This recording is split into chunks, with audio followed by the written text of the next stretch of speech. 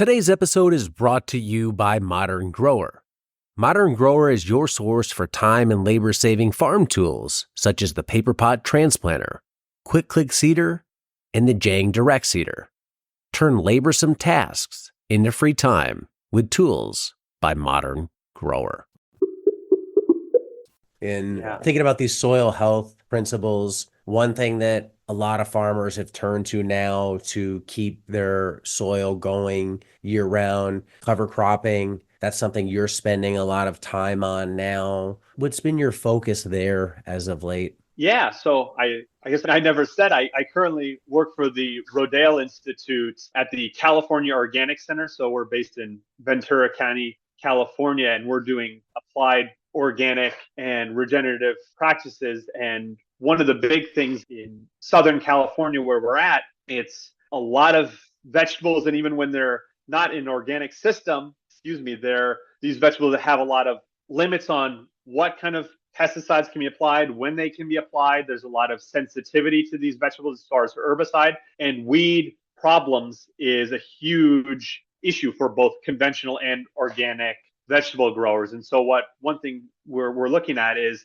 to eliminate or at the least reduce the incredible cost of hiring crews to physically remove weeds from these fields, which is in some cases the only solution. Can you grow a cover crop? So whether it be a grass species and what we're doing is a lot of diverse with mixes. So a couple different plant species. Can we grow it? And then can we successfully terminate it in a sense without a lot of tillage and bearing that cover crop, where we can leave that cover crop on the soil surface, kill it so it's almost like a dry mat of that cover crop, in the same way that in a garden you might put straw on top to smother weeds and give your vegetables a chance to go up. We're doing something just like that. But instead, you've got this living mat, or what was living, that you've knocked down on your field, and then you can cut through that either with some sort of mechanical implement that's cutting a small furrow through that dried cover crop that you can put your vegetables in, or if you're doing transplants on a small enough scale, just taking a shovel, cutting it through, and sticking in your vegetable transplant and using that as a cover for weeds, at least giving your veggies a head start to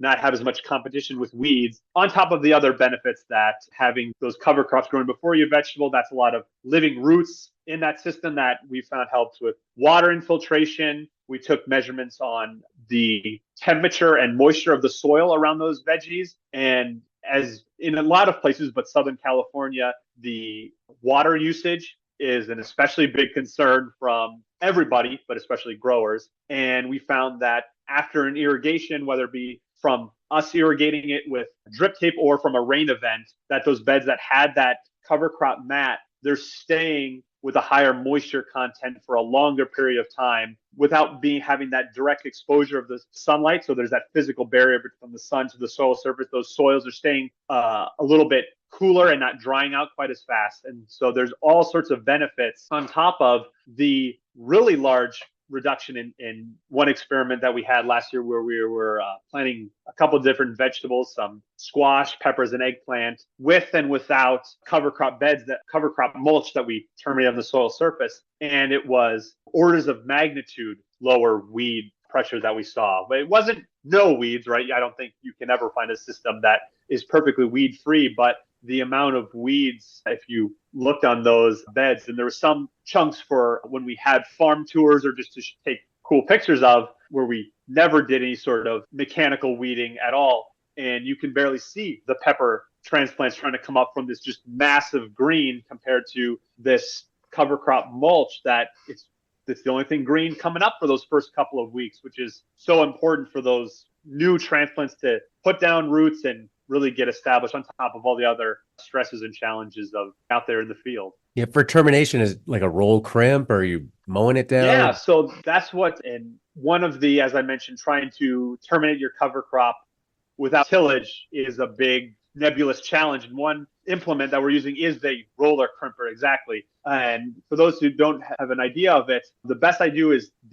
in the Looney Tunes cartoons, those big cement rollers, those cylindrical things that would flatten pavement. It's like one of those at the back of a tractor, but it's got these bevels to it, these blades that aren't necessarily sharp, but as it rolls, it's that really fine spot where a lot of pressure is pulled. So as it's rolling over a crop, the tractor knocks it down and it crimps or puts all that pressure right where that plant is coming out of the soil surface. And the idea that would be crimping it and killing it at that point. So it stays on the soil surface and dries on the top there and serves as a physical barrier while keeping whatever benefits of those, having those, as I said, living roots in the soil, those relationships and interactions with fungi, with microbes that were already existing, hopefully holding on to those and creating a more fertile environment for your veggies or whatever you've got growing next to go in there. So it can be the best of both worlds, not without pitfalls. In a lot of cases, you've got to have very good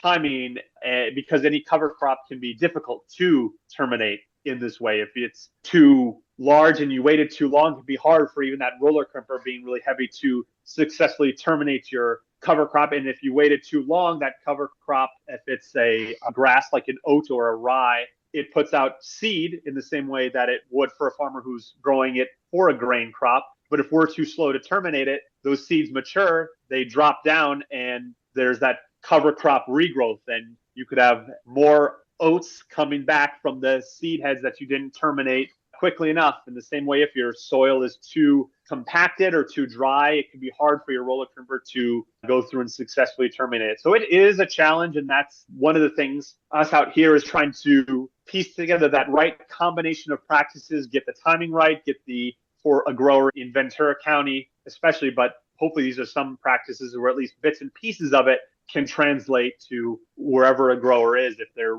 interested in trying some of these practices. Hello, growers. Looking to turn your homestead into a profitable business? Or are you a farmer looking to boost your sales? Check out my book, Sell Everything You Grow. This book is the ultimate guide to choosing the right farm business model that fits your farm, time, and location. Discover which model has the highest profit margins and why diversification is so important. Whether you're selling apples, vegetables, or microgreens, Sell Everything You Grow will help you find your first market or expand into new ones. Get Sell Everything You Grow on Amazon and start selling more today.